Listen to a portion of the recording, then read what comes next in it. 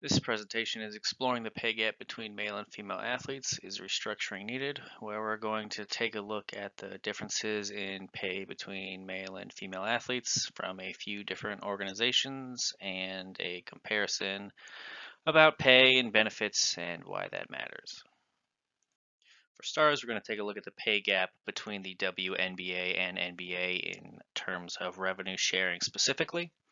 Currently, the NBA shares roughly 50 to 51% of its revenue, and that goes to the NBA players, with the rest going to team owners and administration and fees and things like that in order to keep running, which is in contrast to the WNBA, which currently gives roughly 20 to 30% of its revenue to the players, and then the rest go towards team owners and administration. It should also be noted that the WNBA has restructured its collective bargaining agreement with its players in order to more accurately reflect the NBA's model of revenue sharing with its players, and that is expected to start sometime in 2021. Initially, when the restructuring had just begun for the WNBA and the women's national soccer team, there was some bad press, and I believe this is because there was a misunderstanding of what exactly they were asking for. So we're going to use an example in order to try to set this straight. So we have worker A and B. Now worker A generates $50 for his company, and in return he receives 50% of what he generates, which is $25, whereas worker B generates $10 for her company. However, her profit sharing is only 30% and she receives $3. This is where the misunderstanding comes from, the belief that when the two women's teams were asking for their pay to be structured like the men's, people assumed that what they were actually asking for was to have identical salaries to the men's leagues, which with this example would mean that worker B is asking for the exact same salary as worker A, despite, as the graph shows, making significantly less money for the company. However, what the two teams or leagues are actually asking for is specifically for the exact same type of revenue sharing and the same opportunities that the men's leagues receive.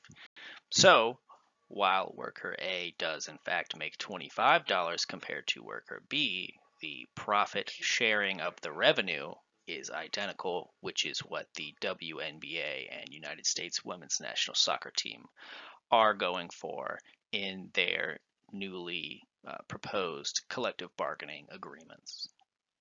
So, what are they asking for specifically? Well, a few examples would be that the WNBA and their players are asking for an equal share of the revenue to match the NBA model. The United States women's national soccer team also is asking for this as well.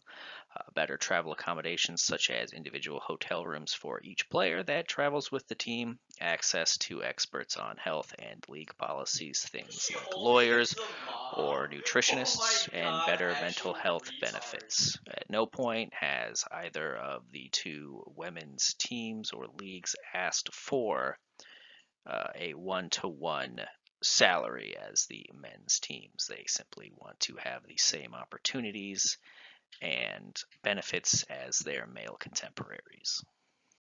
To take a look at the United States women's national soccer team and their lawsuit against their governing body, the USSF. According to the lawsuit between the women's team, a female player would only earn 38% of the compensation that a male player would in a similar situation.